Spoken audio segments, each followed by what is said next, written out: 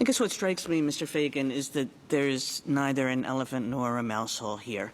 Not a mouse hole because Congress is perfectly well aware of sentencing modification proceedings and knows that this is an important part of the criminal process. And then not an elephant in the following way. I mean, what you're saying is that when Congress set up a rule that says this statute should apply prospectively, not retroactively, Congress must have meant with respect to everybody in all circumstances.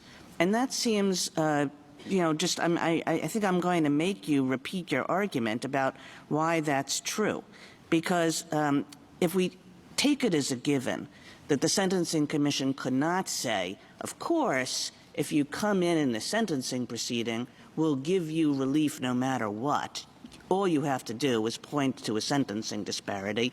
Then I might say, okay, now you have an elephant problem. But that's not what the Sentencing Commission did. The Sentencing Commission set particular criteria, and then on top of that said only given all the surrounding circumstances of your case.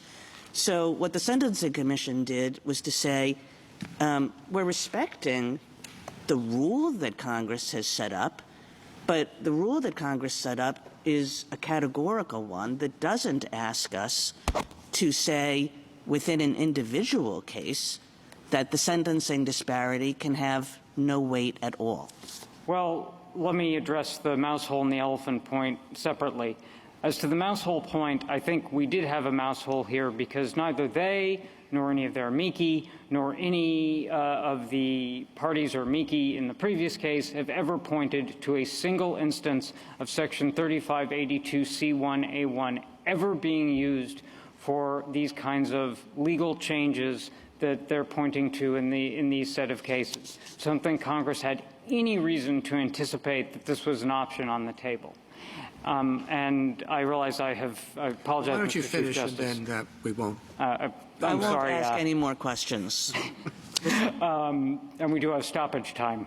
So as to the elephant, Your Honor, I do think that this would be authorizing quite a lot because I think there's been a lot of focus on what's going to get granted and what isn't.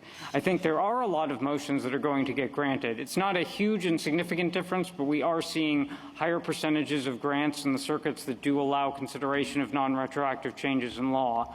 I think we have every reason to believe that that could increase in the future as prisoners decide to build up some kind of record that might suggest rehabilitation and then force the courts to evaluate whether they have done enough. There is absolutely no time limit on or numerical limit on the number of these motions that we will see. Thank you, counsel. Justice Thomas? Yes. Mr. Sotomayor?